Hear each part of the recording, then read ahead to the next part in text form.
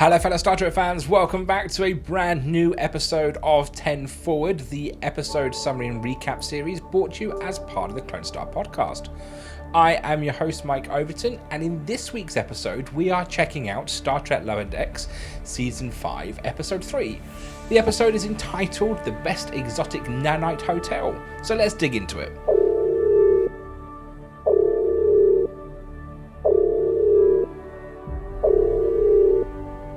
This week, the USS Cerritos is docked at a colossal space cruise liner, the Cosmic Duchess, with the lower deckers, minus Boimler, aiming to contain a rapidly expanding nanite cluster they have playfully named the Glumpus.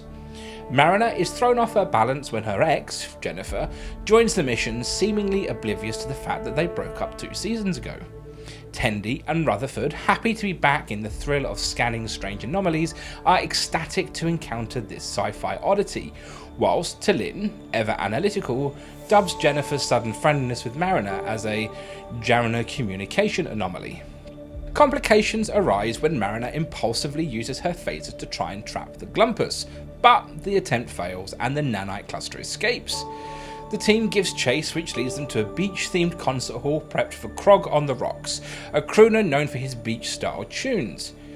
To everyone's surprise, T'Lyn is a huge Krog fan, and she describes as fascinating. Shock horror. Meanwhile, Jennifer becomes irritated at Mariner's rash to wrap up their goodbye mission, sparking tensions between them. Before Mariner can end her strained babe and honey act, Glumpus suddenly morphs into a giant D20, which Mariner, in a rare moment of scientific accuracy, recognizes it as an icosahedron. When it swallows the rest of the team, she exclaims, "That dick just ate my friends." This kicks her into action mode as she and Jennifer band together to figure out how to outsmart the creature. Whilst the lower deckers face off against the Glumpus, Boimler is thrilled to join Ransom for his own undercover mission. Much to his disappointment, he's in beach attire rather than the classic Black Ops suits he'd hoped for. The goal is to track down Admiral Millinus, who's supposedly in the grip of a vacation madness. But Boimler's excitement fades when he crosses paths with Jet, who had recently lost both of his hand to piranha bats, and warns of Ransom's habits of using junior officers as human shields. On edge, Boimler's suspicions heighten when Ransom sends him in to speak with intimidating sharp-toothed aliens at the beach bar. They proceed to the ski resort to track down an ally of Milius, where Ransom again throws Boimler in the line of fire, sending him headfirst down the hazardous expert's demise slope. Boimler's chaotic descent ends with an unfortunate collision into an alien, resulting in an accidental reveal of their Starfleet mission. Though the Denoblian ally knows that they are coming, they at least gain Millinus' last known location. At the compound known as AWOL Falls, Boimler is once again shoved towards tasks with approaching an ominous cave. Tired of being a canary in a coal mine, he finally confronts Ransom, refusing to be pushed into harm's way. They're promptly captured by rogue vacationers and brought to the Temple of Dread, where surprisingly they are greeted with lease, refreshments and a warm welcome to the compound. They learn that the temple serves as a safe haven for Starfleet members in desperate need to break from their endless duties. The AWOL atmosphere, however, leaves Brad ambivalent, as he's offered a relaxing escape from the Starfleet stresses. But with Ransom's encouragement and some realisation of his value to the team, Boimler rejects the Admiral's tempting vision, ultimately freeing him and his team, with strategic grease-up of salt and lotion, allowing them to escape. Meanwhile, back at the concert hall, Mariner and Jennifer share an honest moment where Jennifer admits that she's really been teasing Mariner all along. With their renewed camaraderie, they work to stop the Glumpus, leaping into action as T'Lyn, armed with a Krog autograph photo Tendi gave her, uses Krog's beachy vibe tubes to destabilise the Glumpus with soothing tunes. The plan works and the Glumpus is neutralised, freeing the captured crew, including Grog, who gratefully acknowledges T'Lyn's unexpected fandom. As the two groups reunite aboard the Cerritos, Admiral Millinus, now sobered, takes up to a new mission to help the miniature USS Endeavour return to its dimension, offering a humorous wrap-up to the adventure.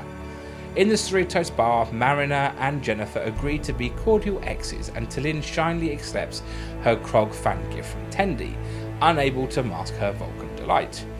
Boimler receives a well-deserved commendation from Ransom just before Ransom shifts his attention to Jet, who, with brand new hands, is ordered on a fresh mission to wrangle crystalline spiders on the lava planet.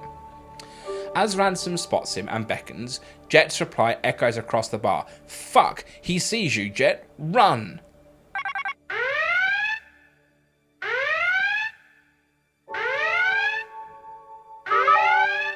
I think the only thing I think they could have done better this week is it was quite a busy episode. There was just lots going on.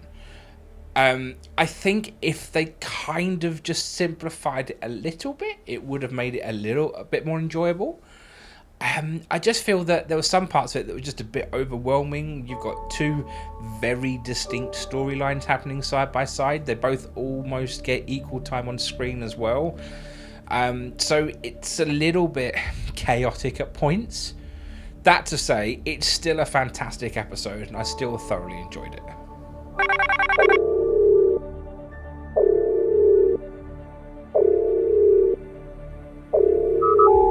Do you know what? I have to say that episode was a lot of fun. Do you know what? There were so many little pieces that I really liked. I think overall the episode was a little bit chaotic. I think at some points there was just too much going on. But there were some really funny bits. I loved the miniature Intrepid class who had a month of hell, which is a really nice little nod back to Voyager's, the two-parter, The Year from Hell. That was a lot of fun. Krog on the rocks, practicing Vulcan philosophies, I thought was brilliant. Talin's kind of excitement on getting the autograph, I thought was brilliant. Tendi is back scanning, which that in itself is a win in my books. It's great to see Tendi back in the Starfleet uniform. Especially to interacting with the rest of the crew. I love Tendi. Tendi's brilliant.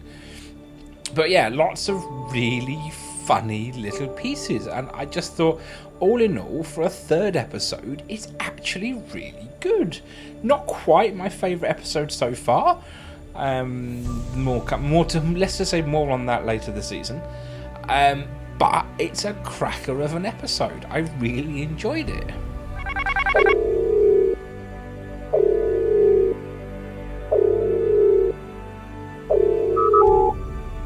Do you know what, my standout moment this week is just all the sort of little bits that sort of really flash in front of your eyes very quickly this week. It was things like Rutherford's eyepiece, for example. It now flashes into photo mode, which is something that's new. It's the month of hell, which I think is also a lot of fun. It looks like that Krog could be kind of inspiration from Marvel's Korg. There's quite a lot of similarities there, but they've done it in their own little way. I thought it's brilliant that Krog on the rocks is also practicing Vulcan meditation, which I thought was brilliant. So yeah, my standout moment this week is just all those little itty bits that you don't really pay a lot of attention to, but they kind of, to me, made the episode.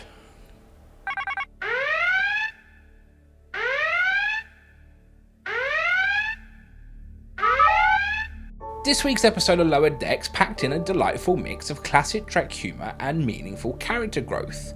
The Best Exotic Nanite Hotel exemplifies this season's focus on Mariner and Boimler not only growing as Starfleet officers, but also maturing personally. Both face challenges, with Jack Quaid and Tawny Newsome delivering dynamic, engaging performances. Mariner, in particular, is beginning to see beyond her Chaos Agent reputation, even picking up communication tips from her parents, a recurring theme this season. The Mariner-Jennifer storyline also gets a satisfying close, acknowledging their sudden unaddressed breakup and allowing the show to resolve it with wit and a nod to continuity. Talin also shines in this episode, with Gabriel Ruiz's impeccable delivery adding layers to the character's dry humour and unconventional Vulcan nature. Her deadpan reflections, like her anxious anticipation for Grog's concert, only deepen her impact on the show. After her gradual introduction across the seasons, T'Lynn's unique vibe has found its place in Lower Decks, elevating the humour and expanding its character's roster beautifully. Meanwhile, Boimler's journey aboard the Cosmic Duchess seems him stepping into his Starfleet leadership role, testing his resolve in a setting reminiscent of Apocalypse Now. Toby Huss's Admiral Millinus adds a satirical edge, mirroring the season's themes of the pitfalls of power. Ransom's bro humour provides Boimler with a much needed morale boost, affirming to his value as an officer and friend. Amid all this, Lower Decks leaves some subtle nods to fans. The season's arc involving spatial risk resurfaces with the tiny USS Endeavour and hints that Millinus may return. The approach keeps the series light, episodic, and connected to Trek's expansive universe from Denobulians to Galamites, and even callbacks to Starbase 80, all whilst introducing fresh elements like Krog and the resort's quirky alien staff. Season 5 hits its stride with strong, humour-filled episodes balancing classic Treks with ongoing character development, perfectly suited to the show's style. Thanks for tuning in to this week's episode of 10 Forward. Remember, you can join our Patreon from as little as £2 a month, which gives you early access to all of our episodes as well as behind the scenes content, and you can also get to vote on who we interview next.